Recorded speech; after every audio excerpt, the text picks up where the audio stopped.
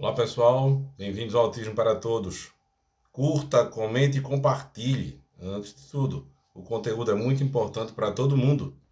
Para todo mundo, embora você não tenha autistas na família, é muito importante compreender esse mundo autista.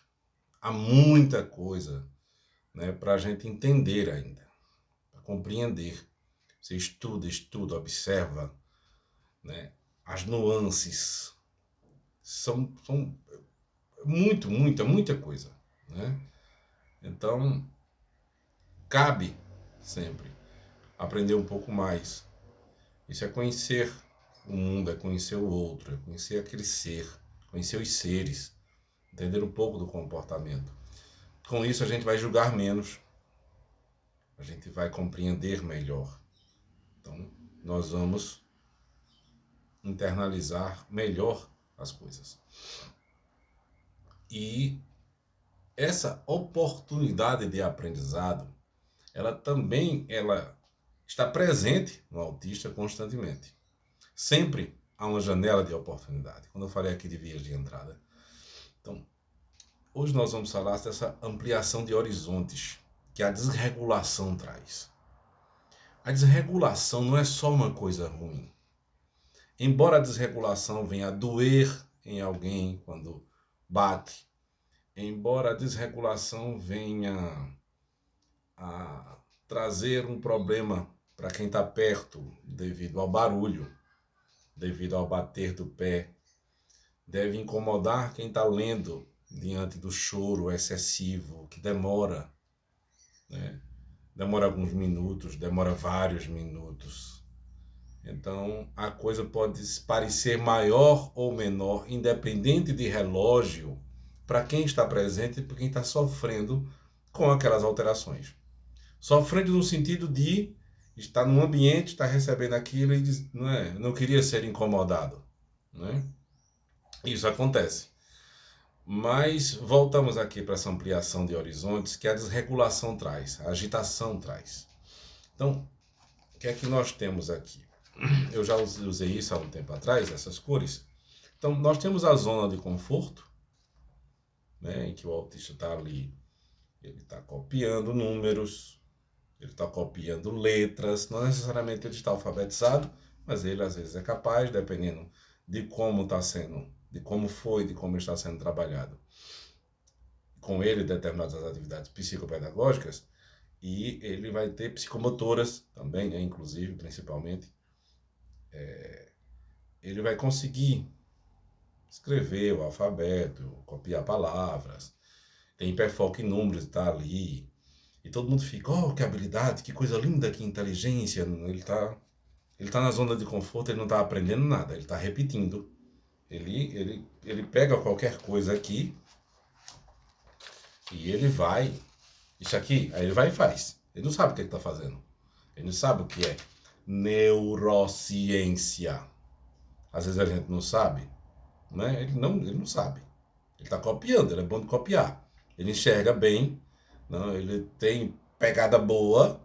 Você constata várias coisas aí, mas saber o que é que ele está fazendo, não necessariamente.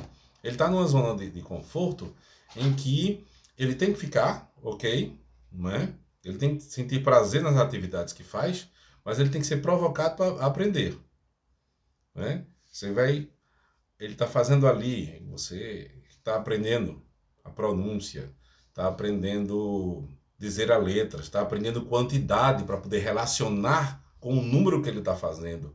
Então, você vai propor atividades, você vai levar até ele essas atividades. Então, quando você leva, acontece isso aqui, que é o estímulo. Você saiu do pouso e chega no estímulo. Você estimulou, utilizando o ambiente, as coisas que ele gosta.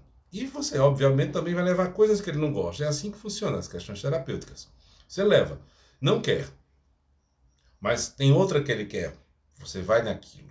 A outra que ele não quer, você insiste, vai trabalhando, vai deixando na zona de conforto e vai estimulando. Deixando na zona de conforto e vai estimulando o quanto possível e vai aumentando isso aqui. Dentro do dia, no mesmo turno, no passar dos dias, etc. Então, chega um momento em que ele desregula, certo? Vamos deixar isso aqui um pouquinho de lado. Vamos pensar só na desregulação. Se ele desregula, é uma oportunidade dessas ramificações neurais, de você enxergá-las e onde você vai dizer isso não pode e isso pode. Onde você vai ter a oportunidade de ter paciência, saber esperar, intervir o mínimo, mas não deixar no vácuo. As atitudes. Fez uma coisa, isso não pode, isso pode. Tenha muito cuidado com essa questão do contrário, tá, gente?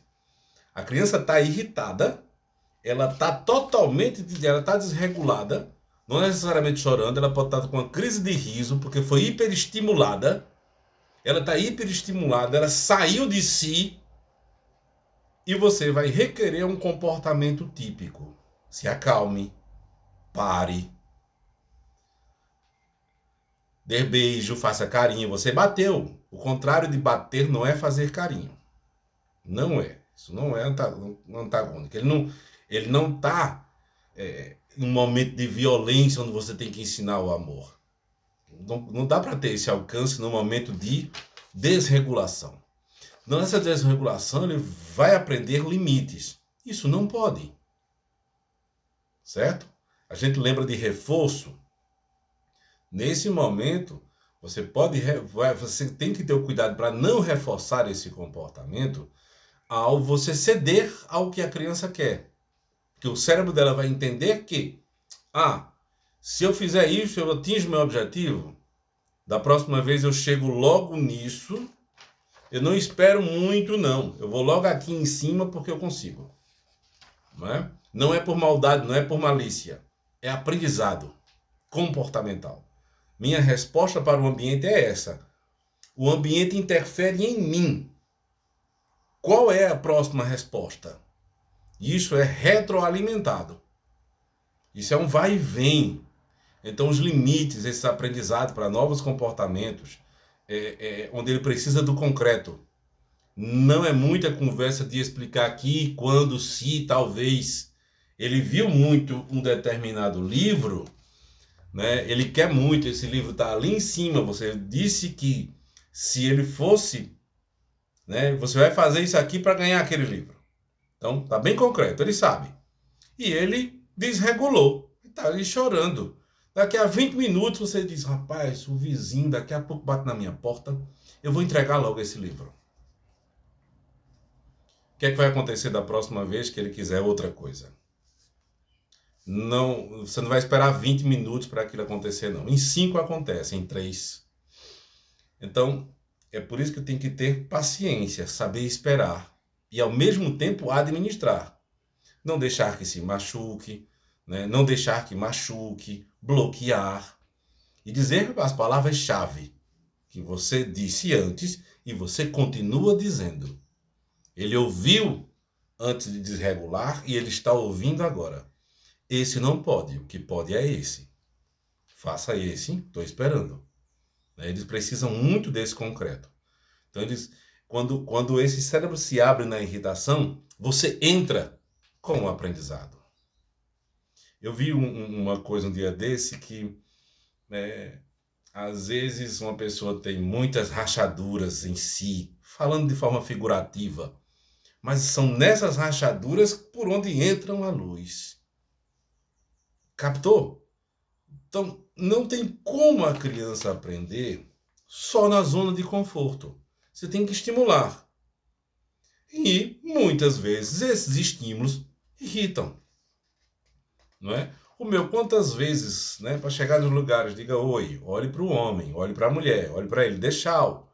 Não quis, resmungou, gritou, reclamou, quis bater. Ele agora olha, ele agora dê tchau. Mas antes, o que é que aconteceu? Aconteceu isso aqui, ele desregulou, ampliou, aqueceu. Eu só consigo moldar o metal, geralmente, depois que ele se expande. Quando ele se expande, eu entro para moldar.